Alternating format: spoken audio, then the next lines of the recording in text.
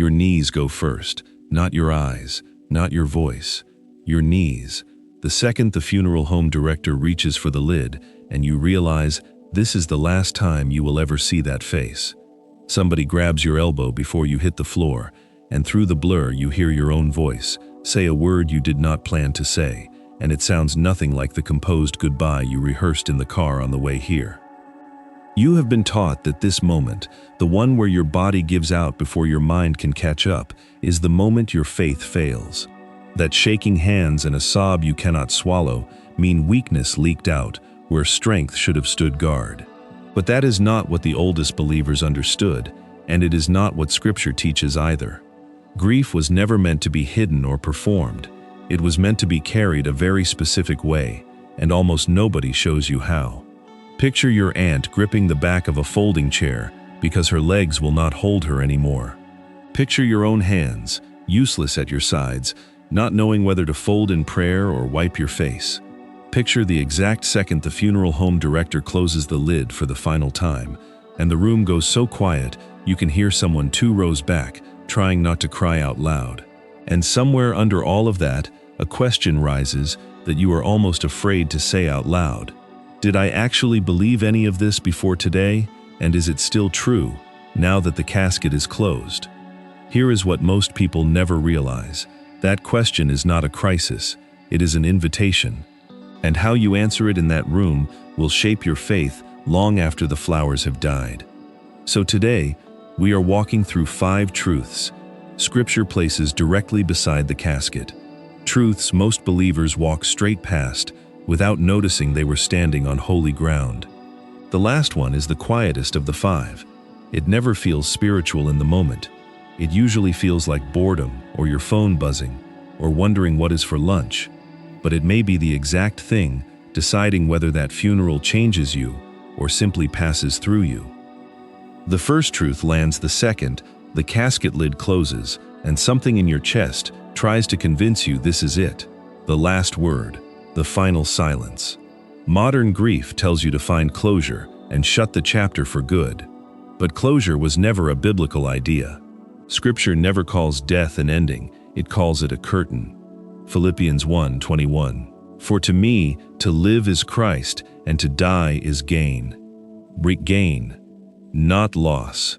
Wrapped in nicer language, an actual advance for the one who is gone. Think about that word the next time your mind wants to picture the person you buried as trapped somewhere cold and unreachable. Because that image is not what Scripture describes. It describes someone stepping fully into the presence they only ever glimpsed before, through prayer. So when that lid closes in front of you, you are not shutting a door. You are pausing mid-sentence in a conversation that Christ Himself will let you finish. The second truth shows up the moment your knees buckle and your sister grabs your arm and whispers, "Hold it together, people are watching." You have felt that grip before, the pressure to look composed while something inside you is caving in. But look at Job, a man Scripture calls blameless, tearing his own robe and collapsing to the ground, and in that same breath, worshiping. Job 1 verse 20. Then Job arose and tore his robe and shaved his head and fell on the ground and worshipped. He did not clean himself up first. He did not step into another room to compose his face before anyone could see him fall apart. He tore the robe, hit the dirt, and worshipped in the very same motion, with the dust from the ground still clinging to his knees. So the next time someone tells you to hold it together, remember that a torn robe on the ground was never the opposite of faith. It may be the most honest posture faith ever takes. If you have ever been told to hold it together at a funeral when everything in you wanted to fall apart, type rock in the comments so I know this message found the right person today. The third truth surfaces in the receiving line when your uncle leans toward you with a half smile that does not reach his eyes and says, "You know she never actually forgave him for what he did," right in front of the casket. You have watched a eulogy turn into a courtroom, old debts read out loud over a body that can no longer object. Ephesians 4:29. Let no corrupting talk come out of your mouths, but only such as is good for building up, as fits the occasion, that it may give grace to those who hear. Every sentence spoken in that room becomes permanent in someone's memory, stitched forever to the day they buried their mother or their husband, replaying on every anniversary of that death for years to come. Words dropped carelessly beside a casket do not fade the way ordinary conversations do. They harden, because grief seals whatever it touches. Guard what leaves your mouth near a casket, the way you would guard a flame near dry grass. The fourth truth exposes itself in the parking lot, where three women are arguing in hushed, furious voices about whether the flowers were the right shade of white, while 20 feet away, the widow sits alone on a bench, and nobody has brought her a glass of water in 2 hours.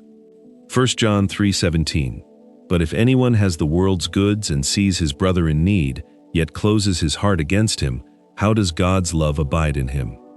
The body in that casket does not need one more decision made in its honor. It does not care about the shade of white, the font on the program, or the song choice for the slideshow. The widow on that bench needs someone to simply sit down beside her and say nothing at all, to hand her the water nobody thought to bring, and to let her know that grief has not made her invisible. And now the quiet one. The fifth truth does not announce itself with tears or tension. It shows up an hour into the service when you catch yourself scrolling under the program, half listening, already composing the text you will send once this is over. Underneath that restlessness, God is asking you something directly, and He is not raising His voice to do it. Psalm 39:4. O Lord, make me know my end, and what is the measure of my days. Let me know how fleeting I am. That funeral was never only about the person in the casket. It was a mirror, propped up in front of your own unfinished days, asking you quietly whether you would be ready if the service being held today were suddenly your own. Do not let it catch your reflection and have nothing look back. Do not walk out of that building thinking only about traffic on the drive home and what you will eat once the obligation is finally over. Here is the truth that should settle in your chest by now. You are not responsible for stopping death, and you were never required to have every answer while standing 3 feet from it. You are only responsible for how you carry the moment while you are inside it. Christ is not a distant comfort you reach for later, on the drive home, once the room has emptied out. He is the ground steady enough to hold your grief right now, your unanswered questions right now, and your faith right now, without a single piece of it shattering. You will stand at more caskets before your own life is finished, and each time, you now carry 5 truths that most people in that room will never think to look for. If this video gave you a different way to stand at the next funeral you walk into, send it to someone who is grieving right now and does not know how to hold it. And for more truth that steadies your faith when life gets heaviest, hit like and join our community by subscribing.